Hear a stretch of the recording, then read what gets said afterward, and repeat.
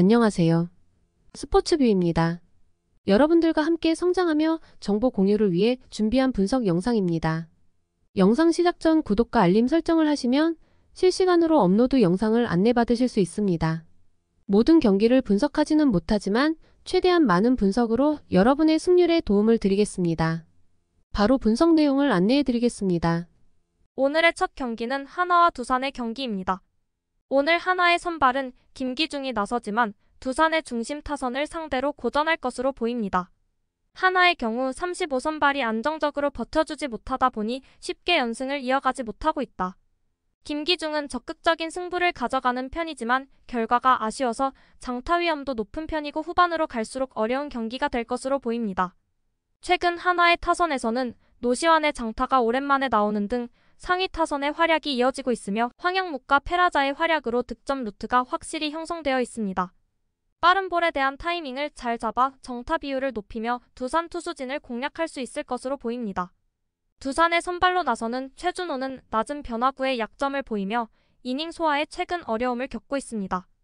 이번 경기에서도 카운트 주도권을 쉽게 잡지 못해 고전할 것으로 보이며 최근 경기에서 불펜 소모가 많아 마운드 운영에 부담이 생길 수 있지만 타선에서의 도움을 받아 충분히 리드를 할 수 있을 것입니다. 또한 중심 타선에서의 장타력이 상대에게 강한 압박을 줄 것으로 보이며 구위가 부족한 김기중을 상대로 타이밍을 맞추지 못해 고전하는 경우에도 확실한 노림수를 통해 정타 비율을 높여가며 경기 초반부터 주도권을 가지고 갈 것으로 보입니다. 양팀 선발 모두 고전할 가능성이 크지만 두산의 중심 타선이 상대 타선에 비해 응집력에서 앞서고 있습니다. 경기 후반 불펜 싸움에서도 두산의 중간 투수들이 활약하며 우위를 점할 수 있어 접전 상황이 이어지더라도 두산이 유리한 상황에서 리드를 가져갈 가능성이 높아 보입니다.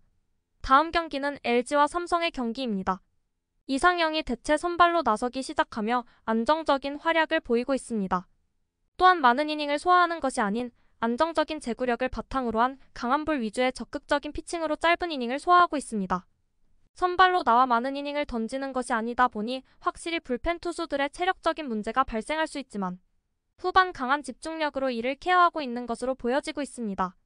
LG 타선은 상대 구위를 쉽게 이겨내지는 못하고 있지만 후반 불펜을 상대로 강세를 보였습니다. 이는 후반 집중력 싸움에서 우위를 점하고 있다는 것이며 이상영이 평소보다 많은 이닝을 버텨준다면 자신감 있는 흐름을 이어갈 수 있습니다. 그러나 강한 좌타 라인이 상대 선발 이승현의 바깥쪽 볼에 고전했던 것을 감안하면 정타를 쉽게 맞추지 못해 접전 상황이 길어질 수도 있습니다. 삼성의 선발 이승현은 긴 이닝을 소화하지 못하더라도 안정적인 제구와 사이드 승부로 주도권을 잡으며 경기를 풀어가고 있습니다. 확실한 정타 허용이 적어 장타 위험이 낮고 중간 투수들의 활약이 이어지면 마무리까지도 안정적인 마운드 운영이 가능합니다.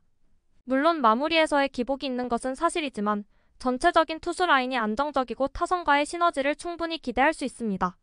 삼성 타선은 이상영을 상대로 타이밍을 맞추기 어려울 수 있지만 하지만 주축 선수들이 몸쪽 승부에 대한 강점을 보이고 있어 노림수를 통한 변수 창출이 가능해 보입니다.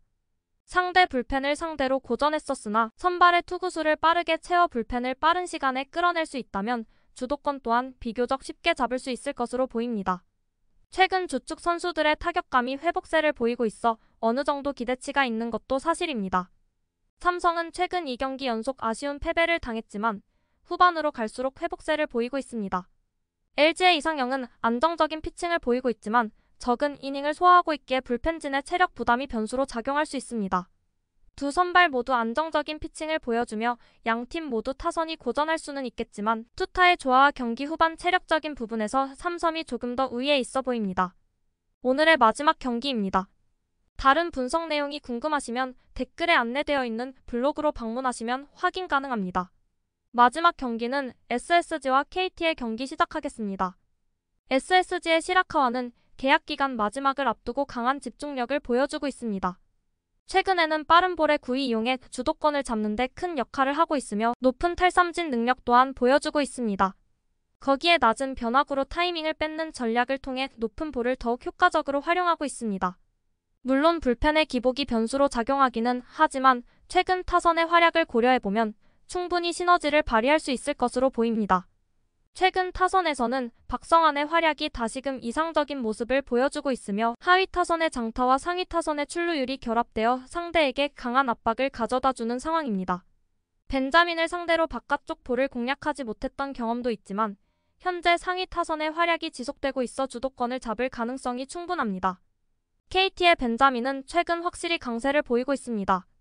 거기에는 적극적인 몸쪽 승부와 변화구를 통해 카운트 주도권을 잡으며 실점을 최소화하고 있지만 이후 불펜 투수들이 기복을 보여 필승조가 정립되지 못하는 상황에서 변수를 내어주고 있습니다.